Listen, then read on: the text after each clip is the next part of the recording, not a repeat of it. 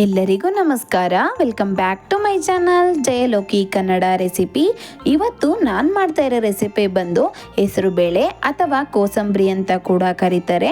ಇದನ್ನು ಹೇಗೆ ಮಾಡೋದು ಅಂತ ನೋಡ್ಕೊಂಡು ಬರೋಣ.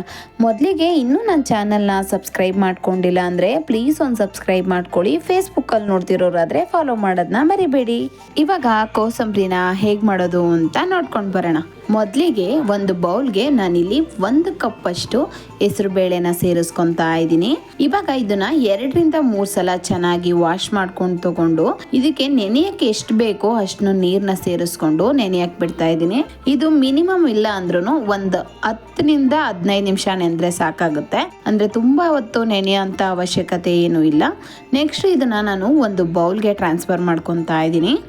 ನೆಕ್ಸ್ಟು ನಾನಿಲ್ಲಿ ಒಂದು ದೊಡ್ಡ ಕಪ್ಪಷ್ಟು ಉಂಟಾಗಿ ಹಚ್ಚಿಟ್ಕೊಂಡಿರೋ ಸೌತೆಕಾಯಿನ ಸೇರಿಸ್ಕೊತಾ ಇದ್ದೀನಿ. ಹಾಗೆಯೇ ನಾನಿಲ್ಲಿ 1 ಕಪ್ಪಷ್ಟು ಕ್ಯಾರೆಟ್ ತುರಿನ ಸೇರಿಸ್ಕೊತಾ ಇದ್ದೀನಿ. ಹಾಗೆಯೇ 1 ಕಪ್ಪಷ್ಟು ದಾಳಿಂಬೆ ಹಣ್ಣು ಕೂಡ ಸೇರಿಸ್ಕೊತಾ ಇದ್ದೀನಿ. ಇವಾಗ ಒಂದ್ಸಲ ಚೆನ್ನಾಗಿ ಮಿಕ್ಸ್ ಮಾಡ್ಕೊಂಡು ತಗೊಳ್ಳಿ. ಇವಾಗ ಎಲ್ಲವುದು ಚೆನ್ನಾಗಿ ಮಿಕ್ಸ್ ಆಗೋ ಥರ ಚೆನ್ನಾಗಿ ಮಿಕ್ಸ್ ಮಾಡ್ಕೊಂಡು ತಗೊಳ್ಳಿ. ಇಲ್ಲಿ ನಾನು ನೆಕ್ಸ್ಟು 1 ಹಿಡಿಯಷ್ಟು ಕೊತ್ತಂಬರಿ ಸೊಪ್ಪನ್ನ ಕೂಡ ಸೇರಿಸ್ಕೊತಾ ಇದ್ದೀನಿ.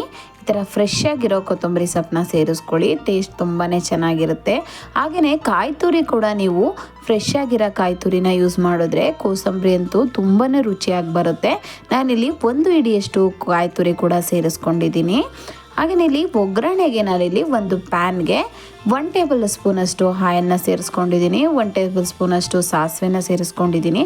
4 ರಿಂದ 5 ಹಸಿರು ಮೆಣಸಿನ್ಕಾಯಿನ ಸೀಳ್ಕೊಂಡು ಸೇರಿಸ್ಕೊಂಡಿದ್ದೀನಿ. ಸ್ವಲ್ಪ ಹಸಿ ಕರಿಬೇವನ್ನ ಸೇರಿಸ್ಕೊಂಡು ಒಂದ್ಸಲ ಚೆನ್ನಾಗಿ ಫ್ರೈ ಮಾಡಿಕೊಂಡು ಒಗ್ಗರಣೆನ ಇವಾಗ ನಾವು ಮಾಡಿಟ್ಕೊಂಡಿರುವಂಥ ಕೋಸಂಬರಿಗೆ ಸೇರಿಸ್ಕೊಂಡು ಚೆನ್ನಾಗಿ ಎಲ್ಲವುದು ಬೆರೆಯೋ ಥರ ಚೆನ್ನಾಗಿ ಮಿಕ್ಸ್ ಮಾಡ್ಕೊಂಡು ತಗೊಳ್ಳಿ. ಇಲ್ಲಿ ನಾನು ಉಪ್ಪನ್ನ ಬಳಸ್ತಾ ಇಲ್ಲ. ಯಾಕೆ ಅಂದರೆ ನಾವು ಯಾವಾಗ ಸರ್ವ್ ಮಾಡ್ಕೊತೀವೋ ಆವಾಗ ನಾವು ಉಪ್ಪನ್ನ ಬಳಸ್ಕೊಳ್ಳೋದ್ರಿಂದ ಇದು ಹಾಳಾಗೋದು ಅಥವಾ ಕೆಟ್ಟೋಗೋದು ಕೂಡ ಚಾನ್ಸಸ್ ಜಾಸ್ತಿ ಇರುತ್ತೆ. ಕೋಸಂಬರಿಗೆ ಉಪ್ಪು ಹಾಕೋದ್ರಿಂದ ಬೇಗನೆ ಕೆಟ್ಟೋಗ್ಬಿಡುತ್ತೆ. ಹಾಗಾಗಿ ಯಾವಾಗ ನಾವು ಸರ್ವ್ ಮಾಡ್ಕೋತೀವೋ ಆವಾಗ ಉಪ್ಪನ್ನ ಸೇರಿಸ್ಕೊಂಡ್ರೆ ಸಾಕಾಗುತ್ತೆ. ತುಂಬಾ ಟೇಸ್ಟಿಯಾಗಿರೋ ಹಾಗೆಯೇ ತುಂಬಾ ರುಚಿಯಾಗಿರೋ ಹೆಸರುಬೇಳೆ ಕೋಸಂಬರಿ ರೆಡಿ.